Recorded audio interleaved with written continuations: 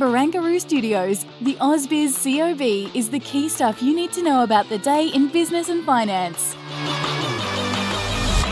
Welcome to the COB. I'm Juliette Sarli, and another day of gains on the local market. Of course, we're looking ahead to the Jackson Hole Symposium. We had a big earnings season as well. Let's just see where the market is finishing out the day's trade.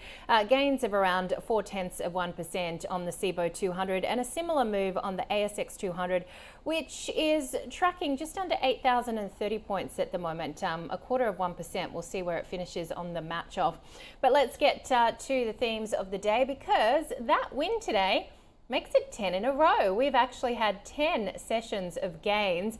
Remember that Wall Street broke its 8-day winning streak, but we continued to power on, albeit with some smaller moves earlier in the week, as we continue to monitor these reporting season results. Particularly today, some more gains coming through in tech from WiseTech. We mentioned that nice headline of the CEO becoming $1.7 billion richer yesterday. WiseTech shares continuing to gain, up by about 8%. Interestingly, on the other side, Megaport was a disappointment, and that sent its shares lower. And I found this really interesting when you're looking at some of the consumer discretionary stocks. Is there a wellness reset? We spent this time last year talking to the likes of ResMed about the impact of those GLP-1 drugs on things like sleep apnea. Have we missed the boat in terms of focusing on how it may have changed people's appetites, or are people just becoming healthier, spending less on eating out? Because we had Domino's yesterday, of course, was a disappointment, and today the KFC owner Collins Foods plunging as well. Now, it also cited higher labour costs, but it does look like there has been fewer people perhaps ordering fried chicken, and at the same time potentially also due to cost of living pressures, starting to cook from home or looking to healthier options. I was having a great conversation with June Bei Liu earlier. You can find that online from Tribeca, and she said, watch Guzman y Gomez's results when it comes out, because of course it is seen as the healthier alternative in the quick service restaurant space. And are your cowboy boots laced? Because we are gearing up. We've been talking about it for about a week now for the Jackson Hole Symposium, where we are expecting to hear more on the Fed's rate cut trajectory. All right, let's have a quick look at the sectors of the day. And I mentioned with tech, WiseTech once again a standout performer, but Megaport being hit hard after its earnings down some 21% to $9.35. The miners, though, had a good day today. We have seen iron ore pick up amid more support for China's property sector. Fortescue Metals Group up by 2.3% to $18.36.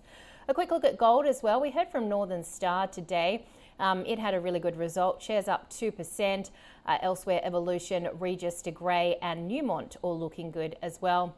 And then when it comes to the retail space, of course, I was mentioning the impact of some of the consumer discretionary players in terms of the food momentum. But Super Retail, which is not on that board, also had a good result. Its shares actually hit a record today. Wesfarmers, of course, is going to be out with its numbers next week. Let's get into some of the earnings. I mentioned Megaport shares falling after its full year 25 outlook failed to meet analyst expectations. Collins Foods, the KFC owner, plunging, warning its profit margins will fall, as I mentioned, due to rising labour and also store costs. G8 Education, we spoke to the CEO. You can find that online. Look, they're toying with the idea of a share buyback, but they did flag difficult times ahead after the first half, so shares down 6.5%.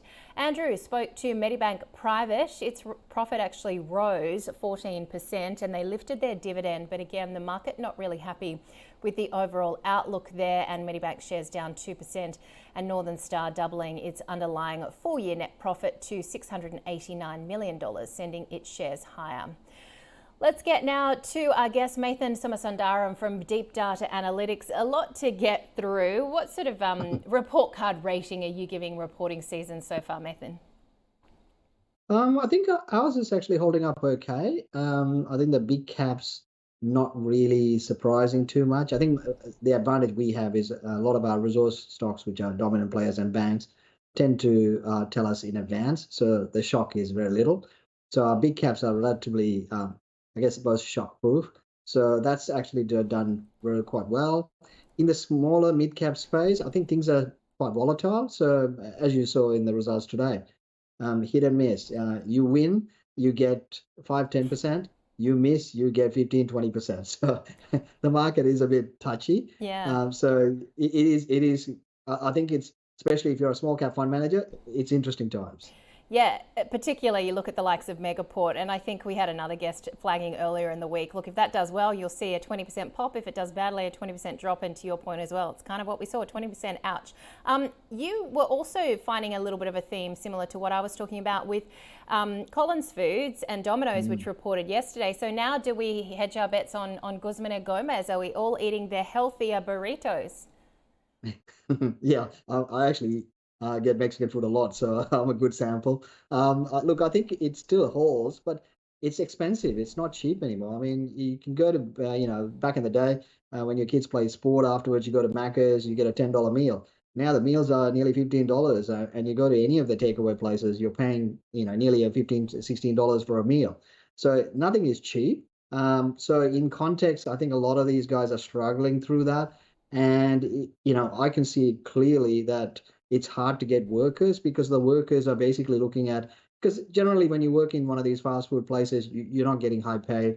It's, with the high cost of living, a lot of people are looking for other places to work. So it's actually really hard to get workers. So they would have to work, they would have to pay up to get the workers to come across. So, I mean, in Western Sydney, you can pretty much pick from inner west to outer west every takeaway food outlet, whether it's Macca's, KFC, they're all advertising, or Portos, they're all advertised for workers, except people are not picking it. So I suspect that cost pressure will play out.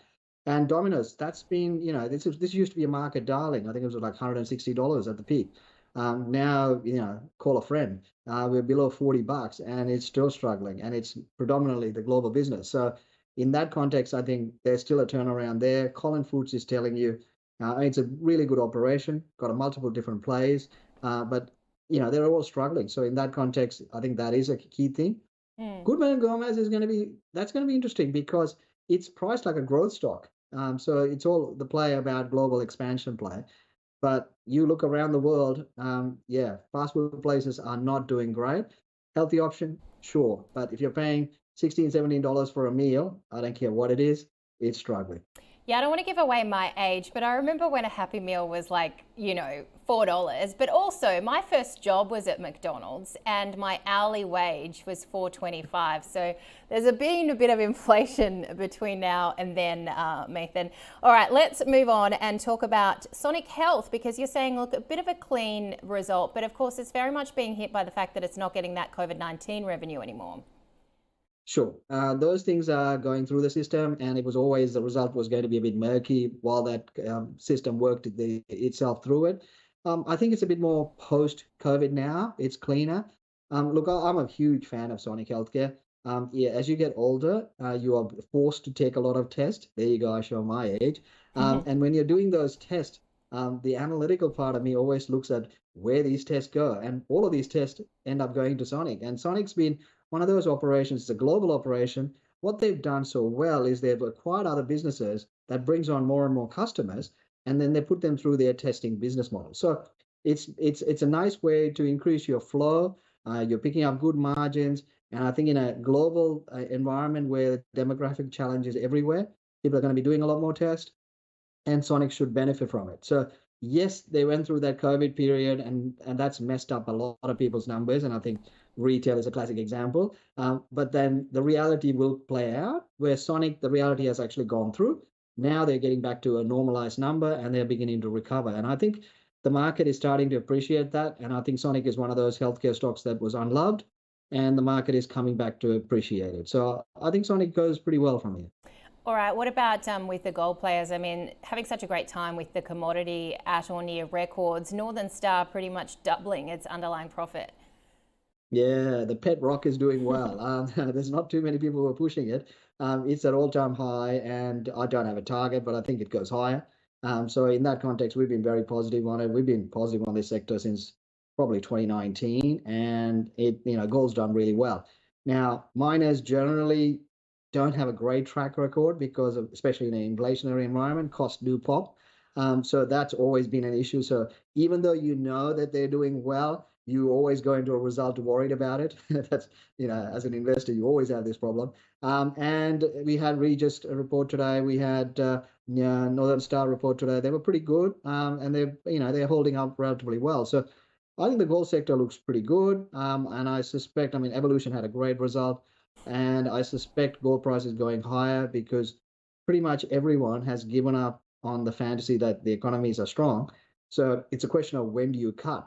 So in that scenario, I think US dollar continues to weaken, and lower yields. So in that case scenario, spot gold goes higher. So gold price looks positive. I think it keeps going higher, positive for the sector. Miners are obviously higher risk, and they've underperformed the spot gold. So I suspect we're in a catch-up phase. So after the result, after you've seen that they haven't done something stupid, I would assume that the miners will start to appreciate. What is sort of going to happen in the next week or so? Because often the bodies that are buried come out towards the end of reporting season and everything turns to, the word I'm looking for. I'm not going to say it on air. What happens in the next week, Nathan? Look, going with that thematic, tomorrow's Friday. If anybody reports after 4 p.m. on Friday, oh God, look out. Usually Harvey Norman does one of those at, after 4 p.m. and just to keep the retail analyst at work on a Friday night.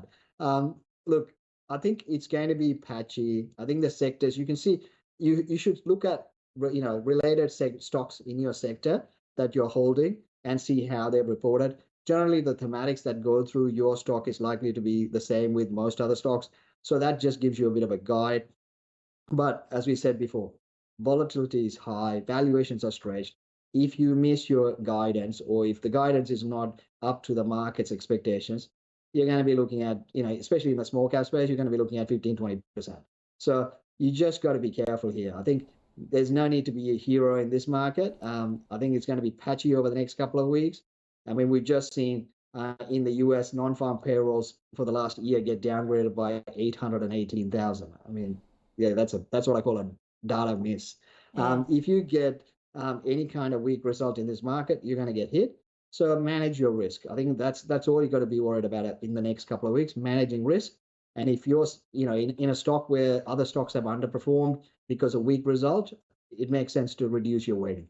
Yeah, all right. We'll see what tomorrow and next week brings. Always a pleasure. Thank you, Nathan Somasundaram from Deep Data Analytics with us. Well, the stock of the day on the call was Whitehaven Coal. Grady Wolf from Bell Direct and Jonathan Takadina joined Koshi.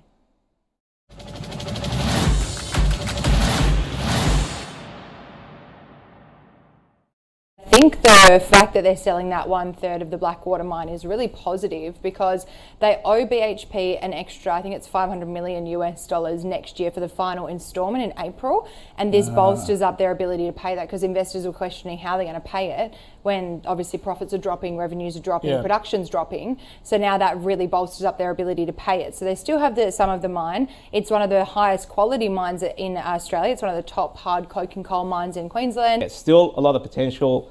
At these prices, they're still maintaining dividend, which is unlike what Yancoal did. So obviously, Yancoal, you buy a coal company for dividends, and when you retain the cash to not buy, not do your job, basically, your share price gets slammed. So great that Whitehaven maintained their dividend, and I think it just shows that there's good management within here.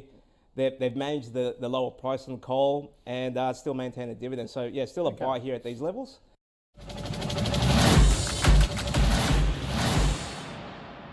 All right, let's check out the market leaders today. I assume WiseTech's going to be up there. Yes, it is, up 8%. I mentioned Super Retail also hitting a record after its results. Whitehaven Coal was, of course, the stock of the day. Brambles doing well after its results too. And Ventia Services, now it reported yesterday. Remember, it got punished by the market, but coming back today, up 6%. And we spoke to the CEO. You can find that interview online. Let's have a look at the laggards today. Megaport, as I mentioned, so very much missing. And got to give credit where credit's due. Raymond Chan from Morgans told us on Monday that if Megaport misses, he reckoned the share price would fall 20%. And there you go, it's down 21%. Insignia Financial down 15% after its results. Collins Foods, we mentioned the KFC owner being punished as well, along with Data3 and Corporate Travel, which had that profit warning. All right, let's have a look at what we're seeing in the small end of town. Brainship had a good day, up by 20%. PointsBet also high by 13.4%. And to the downside in the small end of town, you can see those companies on your screen, including ARN Media, down by 11.4%. All right, we know what's coming up tonight. It is the Jackson Hole Symposium starting in Wyoming. Also the ECB meeting minutes and PMI out of the US, along with existing home sales. Another busy day in earnings, I should say, tomorrow locally. These are the companies that are going to be reporting on your screen, including Lynas Rare Earths and also Iluka Resources Ingham's. Now we're going to be speaking to the CEO. We're also going to be speaking to Kinatico and Centuria Capital Group, and also Step One, which is going to report tomorrow as well. So a lot of CEO interviews coming up on ausbiz again tomorrow. Remember, if you've missed any of them, you can find them on our website, ausbiz.com.au. There's actually a reporting season rail. You can drop down, find all the interviews, and we'll be back from 9:45 a.m. Eastern for another busy day. We'll see you then.